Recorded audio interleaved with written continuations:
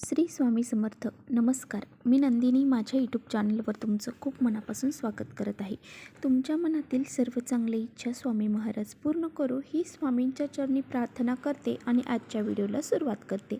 तत्पूर्वी तुम्ही जर चॅनलवर नवीन असाल तर चॅनलला सबस्क्राईब करा. त्याचबरोबर शेजारचं जे बेल आयकॉनचं बटन आहे ते प्रेस करा, जेणेकरून मी जेव्हा नवीन व्हिडिओ अपलोड करेन त्याचं नोटिफिकेशन तुम्हाला मिळेल आणि तुम्ही एकही व्हिडिओ मिस करणार नाही. तर चला करे व्हिडिओला सुरुवात. आज आहे गुरुवार आणि पहा, आज कार्तिक मासमधली संकष्टी चतुर्थी आहे.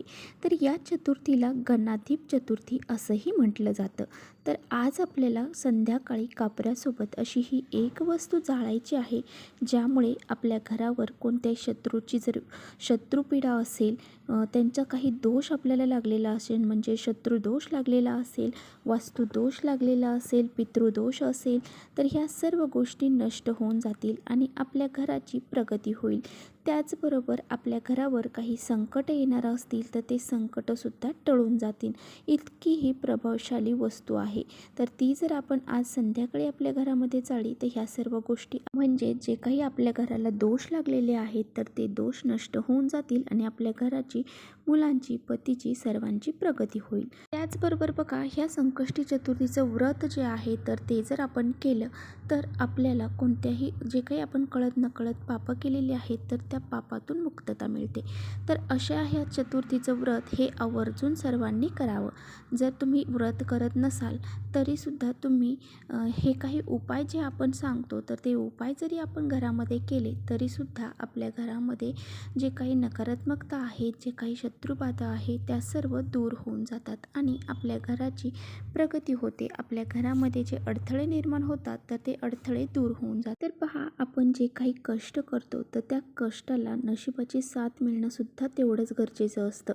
आपण खूप सारे कष्ट करत आहोत, परंतु आपल्याला त्यानुसार आपल्याला मोबदला मिळत नाही आहे, किंवा मग आपण नोकरीसाठी प्रयत्न करत आहोत, परंतु त्या नोकरीच्या आपल्या तिथे आपण सर्व काही व्यवस्थित करत आहोत, इंटरव्ह्यू व्यवस्थित देत आहोत, परीक्षा व्यवस्थित पास करत आहोत, परंतु आपली नोकरीच तिथे लागत नाही आहे. म्हणजे त्यामध्ये जे अडथळे निर्माण होतात, म्हणजे आपल्याला त्यासाठी नशिबाची साथ हवी असते. तर ती साथ मिळण्यासाठी पहा, असे छोटे छोटे उपाय जर अशा विशिष्ट तिथींना केले तर आपल्याला ती नशिबाची साथ मिळून जाते.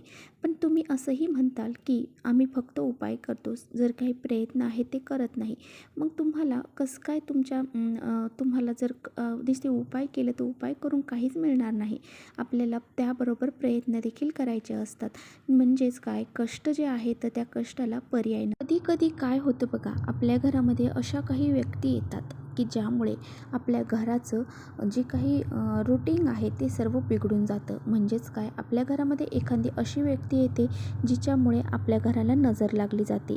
अशी काही व्यक्ती असते की तिला आपल्या घराचं सुख देखवत नाही, तिच्या मनामध्ये आपलं नेहमी वाईटच व्हावं असं वाटत असतं.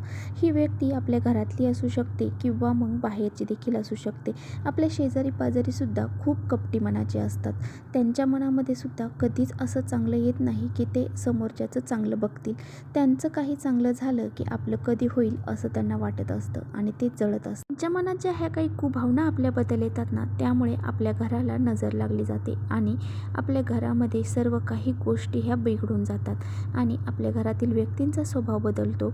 आणि त्यामुळे काय होतं की आपण असा विचार करतो की इतके दिवस झालं चांगलं चाललं होतं, अचानक असं काय झालं की जेणेकरून आपल्या घरामध्ये अशा काही गोष्टी घडायला लागलेल्या आहेत. घरामध्ये सारखा भांडणतंडा व्हायला लागलेला आहे. कधी कधी काय असतं, ह्या बाहेरची शत्रुपीडा तर असते, त्याचबरोबर घरामध्ये काही वास्तुदोष देखील असतात. तर वास्तुदोष का निर्माण होतात, आपण आपल्या घरामध्ये कधी कधी वाईट शब्दसुद्धा उच्चारण करत असतो. तर आपण स्वतःच वाईट शब्द बोलत असू तर ती वाईट जी शब्द आहेत तर त्याची नकारात्मकता जी आहे तर ती घरामध्ये पसरली जाते आणि ही नकारात्मकता व्यक्तींच्या मनामध्ये पसरते आणि त्यामुळे मनामध्ये त्यांच्या स्वभावामध्ये बदल होत चालतो. तर यामुळे सुद्धा आपल्याला वास्तुदोष लागू शकतो. तर असे वास्तुदोष, पितृदोष जे आहेत तर ते आपले दूर होण्यासाठी आणि आपल्या घराची त्यातून प्रगती होण्यासाठी आपल्याला अशा विशिष्ट तिथींना काही उपाय करायचे आहेत. तर बघा, आपल्याला कापरासोबत कोणती वस्तू जाळायची. आता बघा, ह्या उपायासाठी आपल्याला कापूर लागणार आहे. कापूर हा किती सकारात्मक ऊर्जा प्रवाहित करतो हे आपल्या सर्वांना माहीत आहे. त्यामुळे जर तुमच्याकडे भीमसेनी कापूर असेल तर तो यूज करा. भीमसेनी कापूर हा नकारात्मकता शोषून घेण्याचं काम करत असतो. त्यामुळे जर तुमच्याकडे असेल तर तो वापरा, नसेल तर मग जो साधा आहे तो वापरला तरी चालेल. तर भीमसेनी कापूर घ्या किंवा मग साधा कापूर, त्याच्या 5 वड्या आपल्याला घ्यायच्या आहे. हे सर्व जे कापूर आहे तर तो आपल्याला एका वाटीत घ्यायचा आहे किंवा मग मातीच्या पंतीमध्ये घ्या. तर त्यानंतर आपल्याला यासाठी दालचिनी लागणार आहे. जी काही आपण खडे मसाले असतात त्यामध्ये वापरतो ती दालचिनी. आता बघा, आपण ह्या कापरावरती ही दालचिनी ठेवायची आहे. म्हणजे दालचिनीचा छोटासा तुकडा घेतला तरी चालेल आणि तो आपल्याला पेटवायचा आहे. तर आता हे प्रज्वलित केल्यानंतर बघा, ही दालचिनी आपण त्यावरती टाकल्यानंतर प्रज्वलित केल्यानंतर आपल्याला ओम श्रीं विघ्नहर्ताय नमः, ओम श्रीं विघ्नहर्ताय नमः या मंत्राचा जप करायचा आहे. तर बघा, जोपर्यंत हा कापूर आणि दालचिनी जळत आहे तोपर्यंत आपल्याला ओम श्रीं विघ्नहर्ताय नमः या मंत्राचा जप करत राहायचा आहे. आणि पहा, हा जो उपाय आहे तर तो आपल्याला आपल्या देवघरासमोर बसूनच करायचा आहे. आणि हा उपाय करून झाल्याच्या नंतर ही जी राख आहे तर ती आपल्याला पूर्ण घरामध्ये फिरवायची आहे. आपल्या कानाकोपरा जो आहे घराचा, प्रत्येक खोलीमध्ये ती फिरवायची आहे. तर बघा, ही जी राख आहे तर आपल्या घराच्या प्रत्येक कोपऱ्यामध्ये आपल्याला ठेवायची आहे. थोडी थोडी टाकायची आहे आणि दुसऱ्या दिवशी मग ती आपण झाडून कचऱ्यामध्ये, डस्टबिनमध्ये टाकली तरी चालेल. पण अशा प्रकारे आपल्याला हा उपाय आपल्याला करायचा आहे, जेणेकरून पहा, ती त्या राखेमध्ये आपल्या घरामधली जी काही नकारात्मकता आहे तर ती जळून खाक झालेली असतेच. काय की आपण आपल्या घरातली जी नकारात्मकता आहे तर ती जाळून टाकली आहे आणि ती आता मी या कचऱ्यामध्ये भरून डस्टबिनमध्ये फेकून दिलेली आहे. तर अशा प्रकारे आपल्याला आपल्या मनामध्ये अशी भावना निर्माण करायची आहे की मी माझ्या घरातील सर्व दोष हे सर्व जाळून टाकलेलं आहे आणि आता हे डस्टबिनमध्ये सुद्धा टाकलेलं आहे.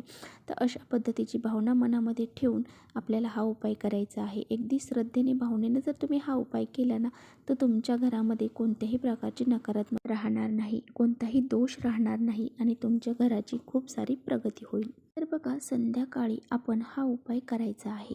संध्याकाळी 6च्या नंतर आपण हा उपाय 12 वाजेपर्यंत कधीही करू शकता.